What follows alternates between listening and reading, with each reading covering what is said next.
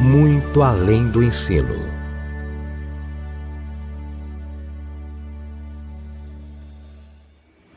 Bom dia, meus queridos amigos, bom dia aos pais, bom dia aos nossos alunos da Escola Adventista de Coraci. Eu sou o professor Jessé Souza. Estaremos aqui seguindo o nosso planejamento, seguindo a nossa meta com as aulas para o pessoal do 8º ano, tá bom? Pessoal do 8º ano, atenção aqui para a sua ementa, atenção para o conteúdo das nossas aulas, tá? Hoje nós vamos falar da geração espontânea e a composição química, tá bom? São dois assuntos bem interessantes que nós vamos abordar hoje e você precisa entender a ideia da geração espontânea e também da composição química dos seres humanos, da composição química das células, de todas as composições químicas dos seres que existem em nosso planeta, tá bom? Eu vou fazer uma saída rápida para você fazer um print, bater uma foto e colocar este conteúdo aqui dentro do seu caderno. Coloca lá, escreve tudo direitinho, para que quando nós nos encontrarmos, nós possamos fazer a nossa vistoria, tá certo? É rapidinho. Voltando, porque você já fez o print, não esquece, coloca isso aqui dentro, escreve isso aí lá no teu caderno, um resumão do nosso conteúdo do capítulo 2. Antes de nós abordarmos esse tema, convido você, pai, alunos, professores e amigos a fazermos a nossa oração inicial. Tá bom? Vamos orar? Obrigado, Senhor, pelo privilégio de estarmos mais uma vez estudando um pouco, aprendendo mais um pouco sobre ciência. Proteja nossos alunos, nos guarde, nos acompanhe, onde nós estivermos, em nome de Jesus. Amém. Vamos lá. A geração espontânea e a composição química. Primeiro, bora abordar essa ideia. Professor, o que é a geração espontânea? Como surgiu? E é comprovado cientificamente? E aí, essas perguntas, e aí a gente vai tirar agora as suas dúvidas. Geração espontânea, ela é uma hipótese, ela era uma ideia que surgiu lá na Idade Média por um homem chamado Paracelso. Professor, o nome dele é Paracelso ou está errado? Não, o nome dele realmente é Paracelso. Tá bom? Ele era um médico daquela época que começou a estudar e formulou a ideia da geração espontânea. Era uma ideia que se acreditava na Idade Média que algo sem vida poderia gerar vida. Atenção para esse detalhe. Algo sem vida poderia gerar vida. A Idade Média foi evoluindo e aí, no século XIX, chegou um homem chamado de Louis Pasteur. Louis Pasteur, ele surgiu com a ideia do componente chamado elemento C, conhecido hoje como elemento carbono. Esse componente aqui, ele já te mostra, ele já quebra a ideia da hipótese de geração espontânea. Algo sem vida não pode gerar vida. A ciência te prova isso.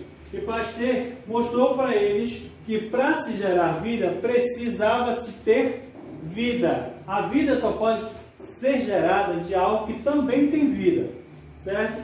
E aí quebra-se a ideia, quebrou-se a hipótese de geração espontânea, tá? E com o passar do tempo, com a evolução do elemento carbono, começou-se a organizar aí a ciência, começou-se então a organizar a biologia na área dos componentes químicos. Além do carbono, nós começamos a falar dos componentes químicos. Os componentes químicos, hoje na ciência, eles são divididos entre orgânicos e os componentes inorgânicos.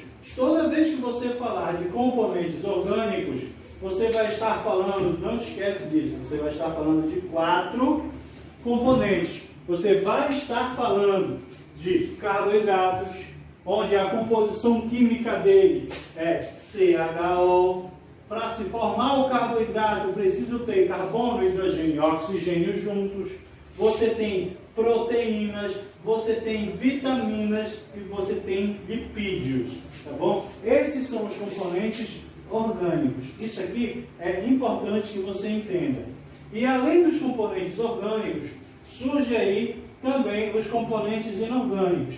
Aqueles que nós necessitamos para viver. Sem eles nós não vivemos.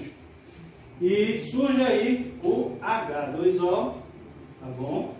Que é o solvente universal. E nós temos aí sais minerais. Os sais minerais e o H2O. Toda vez que você falar de água, você tem que ter a noção que você está falando de algo que apresenta como característica principal solvente universal. A característica da água, ele é o solvente universal, ele vai diluir aquelas substâncias que são consideradas substâncias necessárias para a nossa vida. E nós temos os sais minerais, que são hidrossolúveis ou lipossolúveis. E essas são as duas características.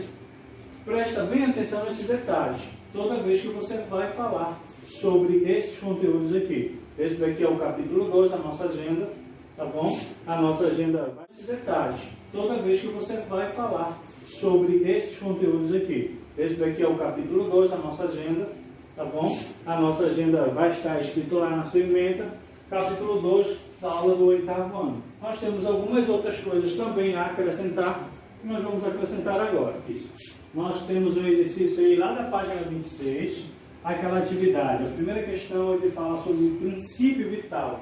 Mas, professor, o que é esse tal de princípio vital que foi feito por Paracelso lá na Idade Média, falando da geração espontânea?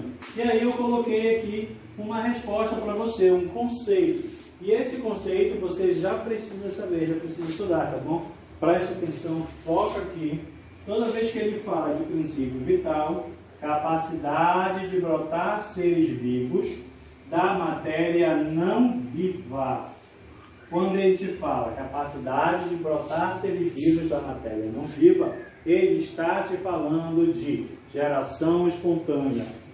Tá? Não te esquece, geração espontânea. Essa geração espontânea, ela é comprovada cientificamente hoje? E aí eu te respondo que não. Não existe comprovação científica para o princípio vital. Esse princípio vital aqui, que era utilizado na Idade Média, hoje a ciência, após a ideia do século XIX de Louis Pasteur, após a comprovação de Louis Pasteur, ele te mostra que isso daqui não existe, que a geração espontânea não existe, não é algo natural. Não pode, de algo que não tem vida, gerar vida. E eles acreditavam antigamente que se eu deixasse ali um pedaço de carne, ali com um pano envolvido ali, com o passar do tempo, aquilo dali iam gerar larvas, que aquelas larvas iriam ser, já eram seres vivos que estavam em processo de evolução. E hoje nós sabemos que não. Então, se cair lá na tua prova, no teu exercício, numa bateria, no teste, no simulado, algum exercício online que tu pode fazer, o princípio vital, e aí ele já sabe a resposta, capacidade de brotar seres vivos da matéria não viva. E essa ideia, ela vem lá da geração espontânea. E aí, lá na questão número 3, nós colocamos lá 3 funções da água no organismo, que era da atividade.